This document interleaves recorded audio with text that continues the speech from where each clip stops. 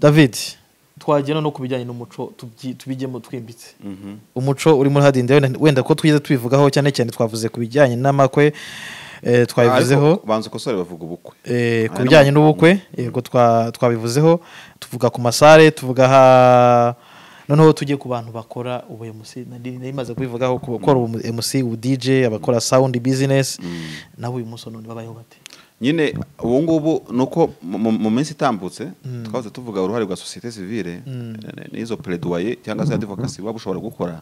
cyane cyane kuri ibintu byakora tuvuga ko busa nkaho société civile isinziriye muri izi case société civile ari umuntu wavuze ngo kuki ngo société civile tibwiriza twabaye wakurikiye cya kiganiro dusa nkaho tujimaka ndamugana ariko leta nigomba kuba umwanya kuko ingamba ubwo zafatwaga abantu bose babwiye kuguma mu rugo ubutaha rero maze nibyo nakubwiye ngo tuzenkiriwamo ikintu cyo kuvugisha nk'abayobozi n'abantu barebwa n'ingingo twavuzeho ntuzasige rwose abantu muri société civile urumva barimo madini barimo za association wenda nubwo wareba buri departement imwe mu zigize société civile kandi nubwo wareba abayikuriye ngira ngo Bwana Sekanyange n'umuntu ukunda gukurikirana Bwiza TV niba ntibeshye bakaduha umucyo wo kumenya ngo kuki izo studies kuki nabo batagira uruhare mu kurwanya covid izo nyigo nyine bagakora n'inyigo ku buryo ingamba zose zifatwa zishingiye ku nyigo nabo batanze zo gufasha rubanda kwirinda covid-19 ariko no kugira ngo ubuzima bwabo butagumya guhungabana. Dushobora kuba twicaye ahangaha tuvuga tuti government ninde government nagara ministre gusa urumva iyo government ikorera twebwe kandi nimbese urumva muri make ni twebwe ishobora kuba inakeneye iyo involvement amaboko ya société civile cyangwa se y'abandi bantu bo kwifasha kwibitekerezo no gufata ingamba nk'ikintu nshima muri izi ngamba ziherutse navuga yuko nka media no uburenganzira bwacu ariko baratudohoreye ariko nka za lockdown ziherutse ubonaga n'umunyamakuru n'iki byose ari jugujugu byari bigoye ariko ubu ngubu icyo kintu cyabayeho rero nigeze kumva n'abantu bari babacamanza abavoka bakomplaining bavuga ati mureke natwe dufasha abantu baburana ibintu nk'ibyo urumva bo barivugiye ariko société civile icyo yagakoze nk'icyo ngicyo kuvuga ngo twakoze inyigo noneho sibyo tubona yuko ibintu biri kuri urwego iriya graphique nabo bakayikora noneho na government igahera ngo ivuga tabana afatanya ibikorwa bacu nibo bari muri rubanda urumva byagenze gutya bigenda gutya iyi mishinga za World Division iba mu cyaro iyi mishinga za ndende ibahe hose bakareba erega hari ikintu warumbiye kubaye MC ariko reka dukomeze kuri baye MC ariko mukanya uze kumbwira bwa buryo bwa zangamba zo kuzahura abana bari mu mirire mibi kakagoroba k'ababyeyi bigaga guteka icyo nacyo ababyeyi bigaga gutekera abana zira gahunda ACD yo kuba imboneza mikurire aho abana bagiraga nyine ababyeyi bakigisha ababyeyi bakajya guteka igikoni kiracyariho niba akagoroba k'ababyeyi iyo ingamba zifashwe ntanga uyu munsi wa none umuntu wari utunzwe na VUP abaho gute ubwo nyine bari kuri MC nubundi reka duze n'abacakara ngo kuri mu VUP na MC turamugarukaho ndibwira yuko hari nk'imishinga ishobora kuba wenda itagenda neza bitewe niyo VUP uvuga kandi VUP ni nyakabyizi abarirwa umubyizi ku munsi yakoze n'urugero none se urambwira ngo uwo muntu abayeho gute niba ahantu hakoreraga imwe mu mishinga covid yarayihagaritse kandi yaterwaga inkunga na VUP bikongera bikagera kuri wa muturage nyine nkuko wenda biradusana investigation no kwegera abantu bari bayikoragamo tukareba abantu ko tuzabatangariza uko bihagaze tukareba none ariko David turebye MC rero none turebye ku iyo VUP wenda tutarajya kuri MC wareba none ku akagoroba k'ababyeyi reka duhere ku bintu biri communautaire aba MC turabageraho nabo akagoroba k'ababyeyi kuko ndibwira yuko n'impaka n'amakimbirane mu miryango n'iki byose uze kuvugamo n'umuganda n'iterambere ryawo na Valeri wabarirwaga n'inama zakorerwagamo ugiye no kureba kuri corona wasanga iriya social distancing kiriya cyuho cyarabaye kinini cyane hagati y'umuturage n'umuyobozi ibi bintu byahagaritswe tuvuga akagoroba k'ababyeyi kahagaritswe uyu muganda wahagaritswe aho ntibizatuma abaturage bashobora no kwigira ibigome cyangwa kwigira ibyigomeke cyane ko batacyumva inama z'abayobozi bazumva ku mateleviziyo no ku maradiyo ariko uyu munsi none buriyo iyo babaga bicaye umuyobozi w'umudugudu yavuga ati ariko wowe runaka iwawe bimeze gutya na gutya ati ariko nawe naha ugasanga abantu bagiye gucocera ibibazo muri ubwo waba ugiye kuvuga nka za nyigisho ziri kuri YouTube zivuga butumwa umuntu akavuga ngo pastor ngo yabwirije neza ko ariko se bwa buhamya bwajemo kugira kuko ubundi hari umuntu umubwiriza agakubitwa n'ijambo rya Bibiliya pastor yasomye undi agakubitwa n'ubuhamya bw'umuntu yatanze ndavuga gukubitwa no kuvuga ngo ko umuntu yakumva ikibwirizwa nyine ntago ari ukundi gukubitwa ndimo kuvuga haruguru abanyumva bambabarire noneho se iyo component ntiyabayeho ni spectacle iraho ngaho umuntu aravuga ese YouTube se zifite n'abantu bangahe ese ya muri ya pouvoir idasha turimo kuvuga abantu bafite ubushobozi bwo kugura megabyte zishobora kureba YouTube isa ni bangahe hanyuma reka tuwenda twigire ku bintu biri communautaire niba tureba valeri y'inama y'akagoroba k'ababyeyi iyo valeri turayizira hari igikoni nicyababyeyi niko bakita ni gahunda y'imbonezamukurire gahunda mbonezamikurire voilà urakoze imbonezamikurire tukatuzi valeri yabyo mu kugabanya indwara z'ubugwingire zo kugwingira kw'abana ibyo byose turabizi turabireba none se ubu ngubu icyo cyuho bishobora kuba bimaze umwaka bitarimo use bizagenda gute kandi nyamara nkuko twabivugaga David ibibazo mu miryango byariyongereye aho kubicocera imanza z'abunzi se zimeze gute zo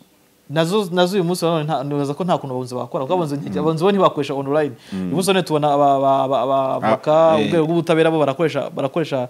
gahunda ya online nabyo kandi si ariko sabunzi bo bazakoresha online nabyo ntago ari shyashya nabyo igira ngo gahunda online abantu barimo barabinenga aho usanga ni gute ushobora kuburanira umuntu mutahuye physically ni ikibazo oya abavoka bemereye guhura n'abantu babo nibyo nta kibazo baragenda ariko se nk'uwari muri lockdown ariko kugira ngo minsi yashize sinzabona abanyabarekana bavuga ko babuzwa uburyo bwo kugenda kubwira nyine bavoka babona kubwira buranira abandi ibyo twabivuze mu kanya gatambutse rero nyine ukareba uwo mumaro wari uhari kandi ibi tuvuga impamvu biba binashoboka gukosorwa nuko mu gihe gitambutse hari nk'igihe nk'imiganda wabonaga ko yongeye gusa niyongeye gukorwa abantu mu dukaritsiye twabo ni kimwe no ko n'ubundi izi ngamba zubahirizwa za 50% yabubahiriza inama za 30% n'ubundi zakubahirizwa mu kagoroba k'ababyeyi niba se akagoroba k'ababyeyi kazagamo abaturage 100 ku cyundi hatazamo 30 ariko bigakomeza cyane ko abayobozi b'imidugudu cyangwa abayobozi b'amasibo bafite uburyo bwo kuba batoranya abantu bagomba kwitabira akagoroba k'ababyeyi bukurikiyeho akazaza abangaba gutyo nabunzi ntabwo bwo nari nacukumura ngo ndebe ariko niba bateraga intambwe mu kibuga no gukorera mu mazu noneho bakora no mahema noneho banakora no hanze mu busitani byose birashoboka nabwo kandi bashaka kuvuga bati noneho niba twateranaga turi abantu 30 reka duterane turi abantu 10 ariko izo manza zicibwa nabunzi zibe zabasha gukora hanyuma David wenda dukomeje tugenda kuri community tugenda no ku kindi cyitwa sport and gym juste nyine niho hagaruka baba MC n'aba DJ na sound na sound uyu munsi umuntu yakodeshe sale yo gukoreramo sport iyo sale irafunze kandi akomeje kwishyura yubaka production house ashyiramo ibyuma ajya Dubai agura ibyuma bya sport kandi yakanguriye kugira gute kwiteza imbere no kwihangira umurimo none se Meki uyu muntu abayeho gute Meki ndabizi ko muri ibintu bya media unahugukiye ibintu bijyanye n'ibyo bya multimedia niki byose reka tuvuge ngo ubundi wambwira gute ko n'ibintu bya radio urabizi umuntu ukora muri sound ya radio undi nura mu DJ wa televiziyo undi mu DJ we ntabwo yakora ngo bikunde yakora ariko se yakora umu DJ yakora gute nta bantu bari ubu DJ akoreha abantu bari aho nyine niho tuvuga ngo n'Imana ibaha abantu bari niho twavugaga rero niba isoko rya Kimisagara nta kintu kishaka vuye isoko niba isoko rikora kuki abantu batakwicara n'ubundi bakareba iyo music rigagenda cyatsimbara no kuvuga ngo burya bashatse banabikora no kuri ayo manywa amasaha kubahirizwa ariko abantu bakarya umuziki muri distance yabo kwicupa rye ku kirahuri cye ndetse ko batananywesha n'imihe abasirimu muri iki gihe urumva noneho niba byari mu masare manini sound pollution ntabwo wayizana kuvanga abantu ngo reka nkubwire nyine sound pollution igeze kuba ikibazo bakana kango yacurangiye hanga ngo birambangamira ubu ngubu abantu ahubwo bavuga ati mucurangira ahantu twumva no kubisakuza ariko bigashoboka reka kuguteza ubwega kwacu urabizi ntago ari gukubagana mu kiganiro korona iriho niki nta n'umuntu ukwiye kubura nyine ngiye korona ngo ibi nta wayizana ingamba nizifatwe David zirebye ubuzima bw'abantu babamo mu bice bitandukanye mu mpande zitandukanye kuko urumva nitwita kuri bamwe twibuke ko hari n'abandi bazigiye kandi impamvu imwe n'ibishobora gutuma dufata umwanya munini wo kuvuga ku kiganiro nk'iki ngiki nk'uku nguku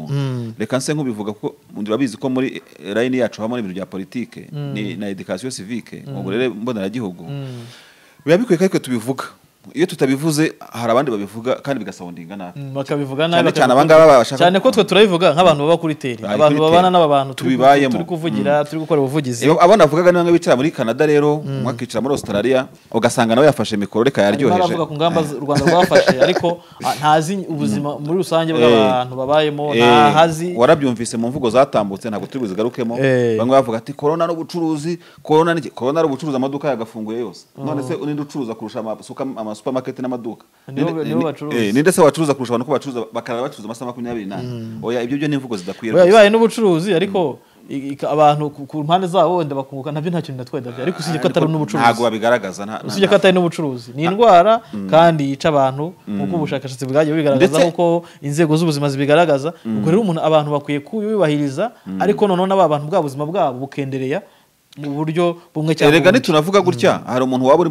uri kuri screen akurikiye Bwiza TV akavuga ati ese mwega ko muvuga gutyo no bwa mbere mubonye igihugu kigaruka muri lockdown ese Paris ntibabikoze London ntibabikoze ariko bazarebe Paris turimo kuri Paris abantu babango Paris barabikoze Paris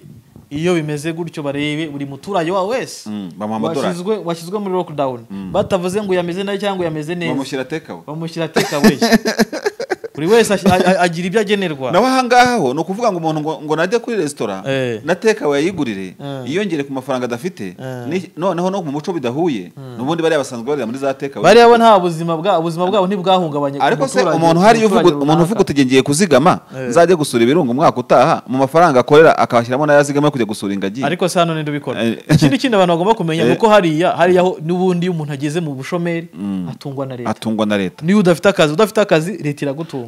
ariko se hano niko bimeze impamvu nzanye ino ngingo no kugira ngo duhuze ibintu bibiri ingamba zifatwa n'ubuyobozi bw'u Rwanda ziri muri standard za OMS ariko nubwo OMS ari umuryango w'ubuzima uhuje isi yose ntago isibayeho kimwe ntago ifite umuco umwe ntago igize gute kandi mu bintu ugiye no muri UNESCO no mu mategeko nanone y'undi muryango nk'uwo wa UNESCO wita ku muco wasanga ikintu cyitwa umuco w'abantu ari ikintu gikwiye kubahwa niyo mpamvu uko dushingura hano siko muri Ghana UNESCO uzarebe uzakwereka ibijyanye na good governance uburyo abantu bakwiye kubaho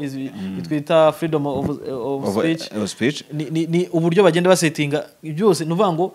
umuco w'abantu utariho n'ubuzima nta ari inkuru twigeze kwandika kuri Bwiza muri 2016 na 7 gutyo ndabyibuka yavugaga ukuntu muri Ghana bashyingura none hakaba n'amashyirahamwe y'amakarabu ashinzwe gushyingura ndetse ahembwa amafaranga menshi ndetse ko umuhango wo gushyingura bari ibirori bikomeye ku buryo nta muntu wabisiba avuga ati je nasiba ibindi nasiba umupira ko sinasiba ahantu bashyinguye urumva no umuco waho mu gihe mu Rwanda gushyingura ikintu cy'amarira menshi abantu babarira turunaka ndetse nko muri Kongo ho burya abantu barira barabakodesha abantu bashinzwe kurira ahantu umuntu yitabye Imana ibyo ni kubaha imico rero y'abantu none mu mico yacu twavugaga ngo niba turi muri OMS dufata ingamba za OMS ariko twe kwihuza n'ahantu babarira ku muhanda tugereranye na Finland cyangwa se New Zealand yabaye ya mbere mu kurwanya COVID-19 tubaye turebe abaturage bo muri New Zealand babayeho gute niba bagiye muri lockdown buri muturage wese arabona ibyo akeneye byose nta kuvuga ngo uyu yarakoze we ntiyakoze ngo yabayeho neza kuko umuturage ngira ngo ni ufite uburyo bwo kuvuga ati jewe rero ndifite mu bigende mu bishyira ibyo rero ikintu bituzanira biratuzanira ikintu cyo kuvuga ngo ibi ni ibintu bibiri icyambere ingamba government ishyiraho za corona zubahirije standard mpuzamahanga aho nta ariko se zubahirije standard noneho ariko mukubahirije standard mpuzamahanga nizinubahirize umuco wacu n'imibereho yacu imiterere yacu n'ubuzima bwacu nacyo cyakabiri nashaka kuvuga ahangaha icyakabiri nashaka kuvuga n'ikintu kiri amere gisa nk'igisharira ariko n'abakurikiye Bwiza TV natwe twese tuba tugomba kumenya iki kintu kigomba no gukuraho ikintu cyo kuvuga ngo kuki dufunze mu Rwanda ibu naka badafunze nibu naka badafunze ibyo ni umuco wabo n'imiterere yabo birabareba n'ibitureba kuvuga ngo Tanzania ngo ntibafunga ushaka gusanga nabo baramutse bafunze abaturage bakorera mu mihanda bagasenya ibintu byose ahubwo bitanashoboka wenda ni nacyo twavuze ushobora no gusanga muri ya feasibility yo gufunga muri n'iki bitari mu bushobozi bwabo hari ugiye kumbwira ngo ntabwo dufite ubushobozi ntabwo bitureba ntabwo turimo ushaka gusanga bitari mu bushobozi no muri mentalite y'abaturage no mentalite yabo kuko bashobora gufunga abaturage wenda bakabasazi abaturage bakajya gutwereka ushobora no gusanga lifestyle yabo kuko reka dufate nk'urugero ruri intellectuel ugiye gufata nk'ubu urabona u Rwanda rufite kapitale buri muntu wese uri kuri extremité kuri terminus y'igihugu ugiye Rusumo ugiye Koronishe mu Gisenyi ugiye Kagitumba ugiye Cyanika ugiye Gatuna Kinigi uramanutse ugiye Rusizi ufashe mbega aho u Rwanda rugenda rugirira kuri extremité ni kimwe mu bihugu bifite capital na transport iteye imbere ku buryo umuntu ashobora kuva hari akagera hanga kandi abayobozi bakora inyigo nk'izi ngizi ibi byose babireberamo uko wakora business ukava Kagitumba ugataha Rusizi ari nako wakura corona Rusizi ukayijyana Kagitumba umunsi umwe naho wagiye unyuranya Nyabugogo n'ahandi hose ibyo byose muri strategy nk'izi babirebaho no kuvuga ngo rero kuba ariko n'ujya muri Tanzania ukavuga uti umuturage wa Mbeya umuturage wa Mutwara umuturage wa Mwanza uzi Dar es Salaam urasanga ari bakeya ku mpamvu zikurikira z'ubunini bw'igihugu na geography yacyo kwiteye ibyo rero no kuvuga ngo ingamba hari abafata nizo twafata ntabwo zigomba gusa nyine ibyo ntabwo tunabitindaho twubahwe umuntu wese yubahwe uko dufata izi ngamba mu Rwanda u Rwanda rwubahwe Tanzania uko yabiteguye yubahwe Uburundi uko bitegura bwubahwe ariko nyine byose bijyanye n'ibyabo bishakira neza abanyagihugu siko bimeze rega niba impamvu natwe tuvuga buri akeshi David abantu bakunze gutanga za correction cyangwa se gukosora ku byiza biba byakozwe ariko bitakozwe hari n'igihe tudashobora kubona ibyo dukosora umunsi none ngira ngo ibyo tuvuga tugaragaza ibyakorwa tugaragaza ibitameze neza nuko hari ibyakozwe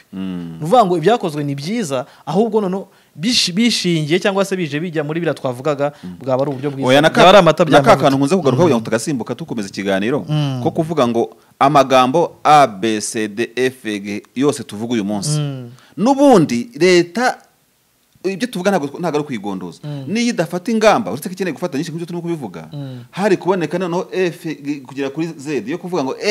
burya mu buyobozi mwitwa gutya abantu babashiranye wigeze kubona muri Ecuador niba ntibeshye muri Amerika Latine aho abaturage bigeze guhaguruka babwira leta bati noneho rero gushingura biratunaniye buri bantu bagafata umurambo wabo bakawushyira imbere y'inzu ku mihanda twebwe ntago ari aferi yacu mwebwe na corona mushingura abantu banyu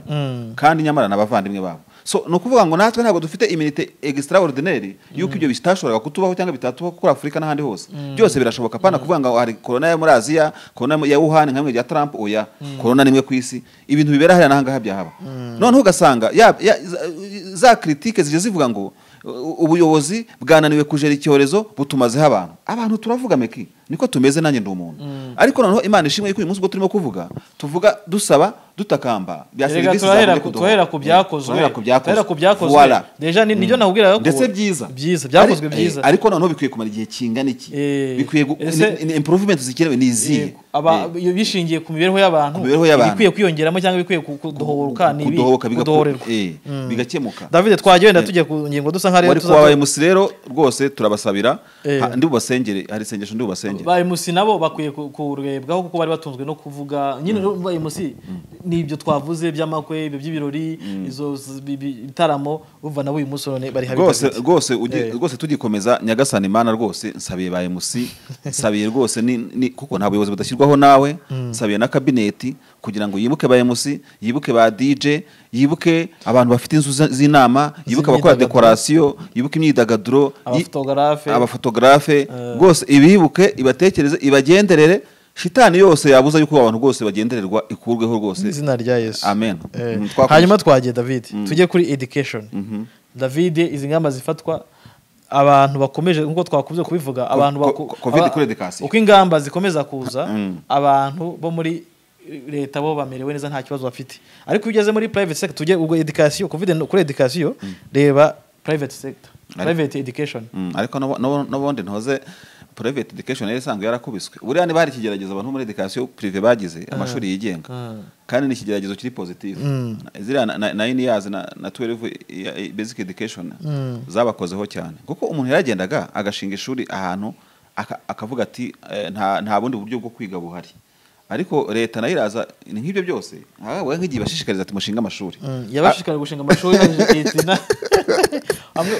amwe ahindutse za primaire ndibuka none se amashuri nk'amashuri umvaga bango ni za Kabuga high school ngo sigiye ngo ni za Ndara ngo kwande yande niki za ari ndiye bita za ACPR za Gikongoro n'amashuri menshi yagiye za peka n'ibindi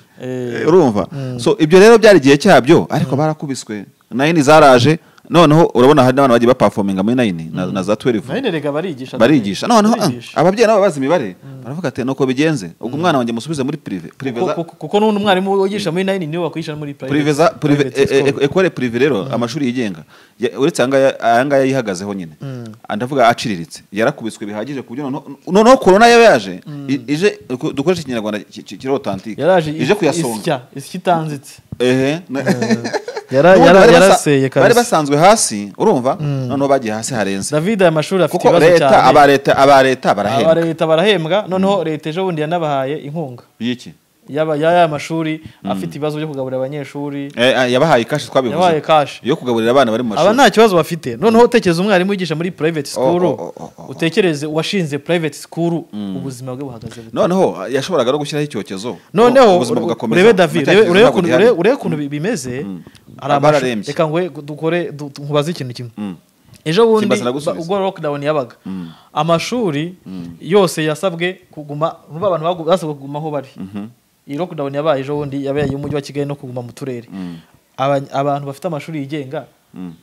twabonye ejo bundi leta igira gutya iyohereza buri munyeshuri 25 bo mu ishuri rya public school kandi harabigengaga nabo bagumyemo uyu munsi wo bimeze bite iyo bigenze kuriya nkeka yuko buriya urumva impakazi hari hagati y'ababyeyi n'amashuri iyo bigenze kuriya nibura leta ibishyizeho platform yo kubasha kuganira kuri icyo ngicyo buriya birashoboka yuko babonye uburyo izo apodi kuri icyo kintu bakumye amashyi kuko nibura babonye uruvugiro rwo kuvuga ngo ko muhaye leta twebwe dusigaye ahubwo ariko nanone wibuke ko iki kintu tugikozaho analysis ubwo n'ubundi ubwo ngubwo abanyamakuru bacu muri no minsi tuzabohereza gukora ubushakashatsi kuri aya mashuri